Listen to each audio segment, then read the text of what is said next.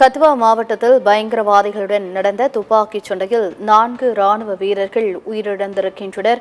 4 ராணுவ வீரர்கள் தற்பொழுது வீரமரணம் அடைந்திருக்கின்றனர். ராணுவ வாகனங்கள் அணிவகுத்து சென்றபோது துப்பாக்கிச்சூடு நடத்தி பயங்கரவாதிகள் தாக்குதலில் ஈடுபட்டிருக்கின்றனர். இந்த தாக்குதலில் 4 ராணுவ வீரர்கள் வீர மரணம் அடைந்திருக்கின்றனர். 18 கிராமத்தை கடந்து ராணுவ வாகனங்கள் சென்றபோது பயங்கரவாதிகள் சரமாரியாக ராணுவ வாகனத்தை நோக்கி துப்பாக்கிச்சூடு நடத்தியிருக்கின்றனர்.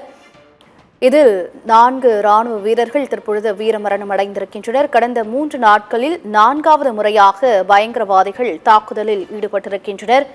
தற்போது இது தொடர்பாக ராணுவ வட்டாரத்திலிருந்து தகவல்கள் வெளியாகியிருக்கின்றன. ஜம்மு காஷ்மீரின் கத்வா மாவட்டத்தில் பயங்கரவாதிகள் நடத்திய தாக்குதலில் 4 ராணுவ வீரர்கள் வீரமரணம் அடைந்திருக்கின்றனர்.